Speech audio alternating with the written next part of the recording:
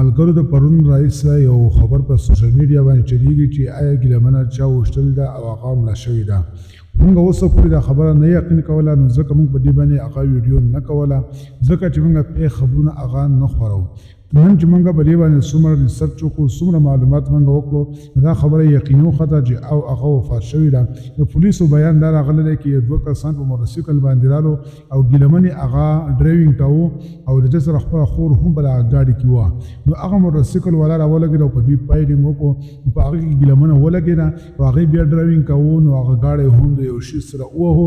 د هغې د وجې نه دا په هغه وخت وفات شوه او د ده چې کومه خور ده نو هغه هم ډېر زیاته زخمي ده، هغه په هسپتال کې داخله ده. ملګرو که موږ وګورو نو په سوشل میډیا باندې دا قسمه زنانات چې کومې ټیک ټاکرې دي دوی ډېره زیاته په حاشیې خورئ، نو خپل جسم هغه نمایش هم په هغې کې کوي او نور خلک هم ډېر زیات په ګناهونو کې اخته کوي. که هغه هر څه وو خو هغه نن د دنیا نه لاړه، کم از کم د اسلام کلمه یې هغه ویله. موږ په هغې باندې دا پتو نشو لګولی چې آیا دا به اوس جنت ته ځو که جهنم ته به ځي. د دې معامله د الله تعالی سره ده، خو موږ او تاسو له پکار دی چې دا مختصر زندګي ده، یو څو ورځې زندګي ده، سوچ کول پکار دی، فکر کول پکار دی چې آیا زه عمل کوم دا د قرآن او د حدیث موافق دی او که نه دی. د سبا ورځ زه مړه شم یا زه مړه شم نو آیا په دې باندې به ماته څه میلاویږي، د دې سیله به هغه څه وي.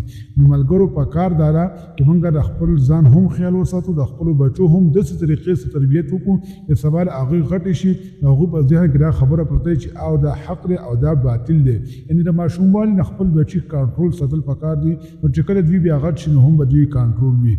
نو موږ ته د دې په دې قتل باندې ډېر افسوس په دې وجه باندې راځي چې دا یو مسلمانه وه او بل دا انسان و او دا په داسې ګناهونو سره د دنیا نه ځي. موږ خو ظاهر ته ګورو، موږ ته خو حقیقت پته نشته دی.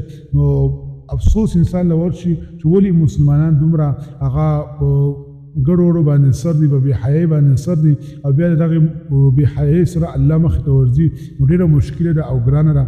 الله دې په موږ باندې پردې راواچوي او الله دې زموږ آخري خاتمې نه خطا کوي. نور تفصیلات به په نور ویډیوګانو کې درکوو. زموږ چینل سره سبسکرایب کړئ او دا ویډیو مخکې خلکو سره هغه شریکه کړئ چې هر چا ته د دې نه فایده حاصله شي.